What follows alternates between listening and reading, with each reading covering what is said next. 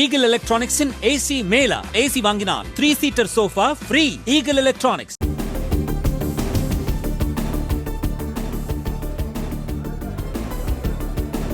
சேப்பாக்கம் திருவல்லிக்கேணி சட்டப்பேரவை தொகுதியிலே திமுக சார்பில் போட்டியிட்ட உதயநிதி ஸ்டாலின் 11,000 வாக்குகள் வித்தியாசத்தில் வெற்றி பெற்றிருக்கின்றார். இப்பொழுது அதிமுகவை காட்டிலும் தனிப்பட்ட கட்சியாக திமுக கூடுதல் இடங்களை பெற்றிருக்கின்றது.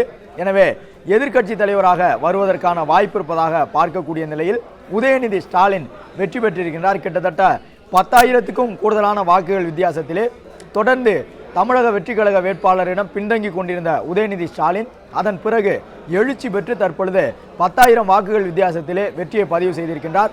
சென்னையிலே திமுக வென்றிருக்கக்கூடிய 2வது தொகுதியாக இந்த உதயநிதி ஸ்டாலின் வென்றிருக்கக்கூடிய சேப்பாக்கம் தொகுதியை பார்க்க முடிகின்றது.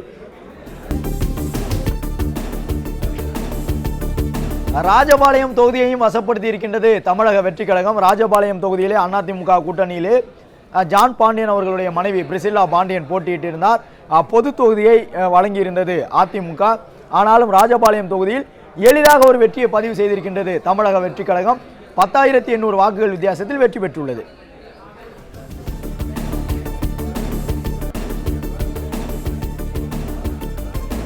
அந்தியூர் சட்டப்பேரவை தொகுதியிலே அதிமுக வெற்றி பெற்றிருக்கின்றது. அதிமுகவினுடைய வேட்பாளர் ஹரிபாஸ்கர் வெற்றி பெற்றிருக்கின்றார்.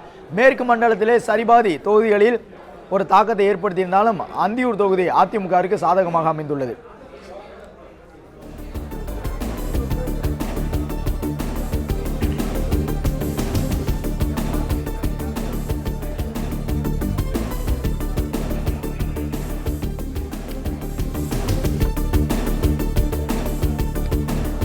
வந்தவாசி தொகுதியை மீண்டும் திமுக கைப்பற்றி இருக்கின்றது. வந்தவாசி தொகுதியினுடைய திமுக வேட்பாளர் அம்பேத்குமார் 3,100 வாக்குகள் வித்தியாசத்தில் வெற்றியை பதிவு செய்திருக்கின்றார்.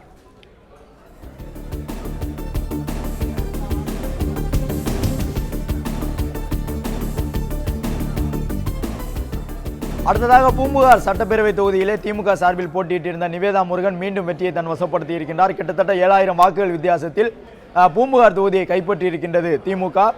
நிவேதா எம் முருகன் 6,986 வாக்குகள் வித்தியாசத்தில் வெற்றியை பெற்றிருக்கின்றார்.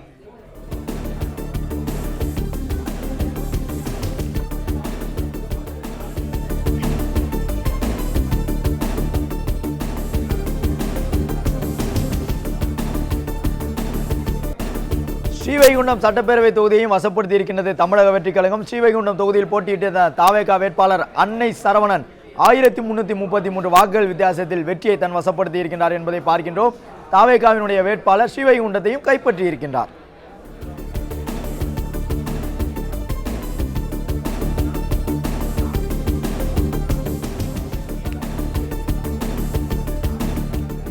கோவில்பட்டி தொகுதியை பொறுத்தவரை இந்த முறை அம்மா மக்கள் முன்னேற்ற கழகம் கூட்டணியில் இருந்தும் அதிமுகவின் கைவசம் இருந்த தொகுதி கைவிட்டு போயிருக்கின்றது. கோவில்பட்டி தொகுதியை கைப்பற்றி இருக்கின்றது திமுக. கோவில்பட்டி தொகுதியிலே திமுகவினுடைய வேட்பாளர் கருணாநிதி 3,000 வாக்குகள் வித்தியாசத்தில் வெற்றி பெற்றிருக்கின்றார். இந்த வெற்றிகள் மூலமாக எதிர்க்கட்சி தலைவராவதற்கான தகுதியை மெல்ல மெல்ல பெற்றுக்கொண்டிருக்கின்றார் மு.க. ஸ்டாலின்.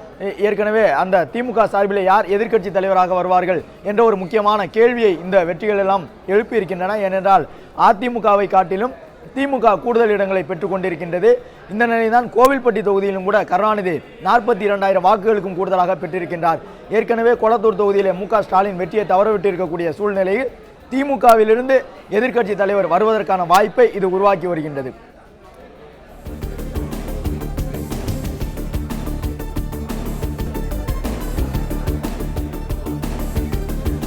அரவக்குறிச்சி தொகுதியை பொறுத்தவரை தமிழக வெற்றி கழகம் முன்னிலையில் இருந்தது. என்றாலும் கூட இப்பொழுது அரவக்குறிச்சி தொகுதியை திமுக தன் வசப்படுத்தி இருக்கின்றது.